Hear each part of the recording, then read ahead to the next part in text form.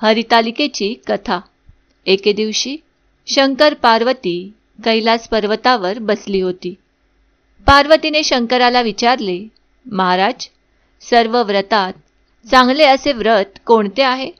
श्रम थोडे आणि फळ पुष्कळ असे एखादे व्रत असेल तर ते मला सांगा.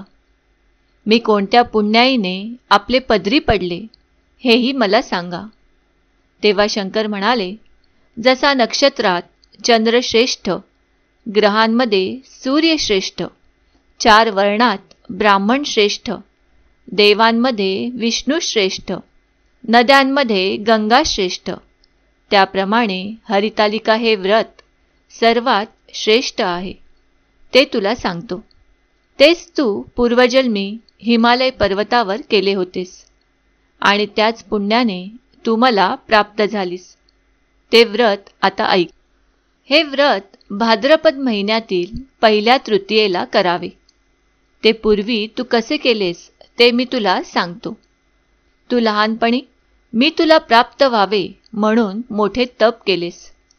64 वर्ष तर झाडाची पिकली पाने खाऊन होतीस. थंडी, पाऊस, ऊन ही तिन्ही दुःख सहन केलीस. हे तुझे श्रम पाहून तुझ्या बापाला फार दुःख झाले व अशी कन्या कोणाला द्यावी अशी त्याला चिंता पडली. इतक्यात तिथे नारद मुनी आले.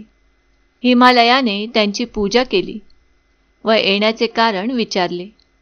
तेव्हा नारद म्हणाले, तुझी कन्या उपवर झाली आहे. ती विष्णूला द्यावी. तो तिचा योग्य नवरा आहे. त्यांनीच मला तुझ्याकडे मागणी करण्यास पाठविले आहे. म्हणून इथे मी आलो आहे. हिमालयाला मोठा आनंद झाला. त्याने ही गोष्ट कबूल केली. नंतर नारद तेथून विष्णूकडे गेले. नारद गेल्यावर तुझ्या बापाने ही गोष्ट तुला सांगितली. ती गोष्ट तुला रुचली नाही. तू रागावलीस. असे पाहून तुझ्या सखीने रागावण्याचे कारण विचारले.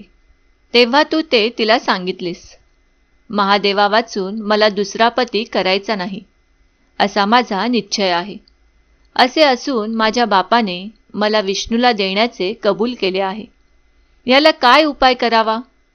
मग तुला तुझ्या सखीने एका घोर अरण्यात नेले. तिथे गेल्यावर एक नदी दृष्टीस पडली. जवळच एक गुहा आढळली. त्या गुहेत जाऊन तू उपवास केलास. तिथे माझे लिंग पार्वतीसह स्थापन केलेस. त्याची पूजा केलीस. तो दिवस भाद्रपद शुद्ध तृतीयेचा होता.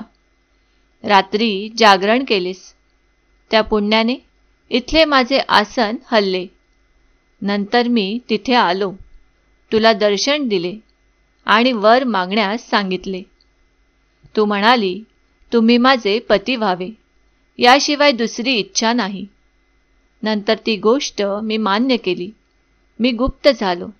पुढे दुसऱ्या दिवशी ती व्रतपूजा विसर्जन केलीस. मैत्रिणीसह त्याचं पारण केलंस. इतक्यात तुझा बाप तिथे आला. त्याने तुला इकडे पळून येण्याचे कारण विचारले. मग तू सर्व हकीकत त्यांना सांगितलीस. पुढे त्याने तुला मलाच देण्याचे वचन दिले. तुला घेऊन घरी गेला. मग काही दिवसांनी चांगला मुहूर्त पाहून मला अर्पण केली. अशी या व्रताने तुझी इच्छा पूर्ण झाली. याला हरतालिका व्रत असे म्हणतात. याचा विधी असा आहे, ज्या ठिकाणी हे व्रत करावयाचे असेल त्या ठिकाणी तोरण बांधावे. केळीचे खांब लावून ते स्थळ सुशोभित करावे. पुढे रांगोळी घालून पार्वतीसह महादेवाचे लिंग स्थापन करावे. षोडशोपचारांनी त्याची पूजा करावी. मनोभावे त्याची प्रार्थना करावी. नंतर ही कहाणी करावी व रात्री जागरण करावे. या व्रताने प्राणी पापांपासून मुक्त होतो. 7 जन्माचे पातक नाहीसे होते. राज्य मिळते. स्त्रियांचे सौभाग्य वाढते. या दिवशी बायकांनी जर काही खाल्लं तर 7 जन्म वंद्या होतात. दरिद्र येतं व पुत्रशोक होतो. कहाणी ऐकल्यावर सुवासिनींना यथाशक्ती वाण द्यावे. दुसऱ्या दिवशी उत्तर पूजा करावी आणि व्रताचे उद्यापन करावे. ही 60 उत्तराची कहाणी 5 उत्तरी, देवा ब्राह्मणांचे द्वारी, गाईचे गोठी, पिंपळाचे पारी, सुफळ संपूर्ण.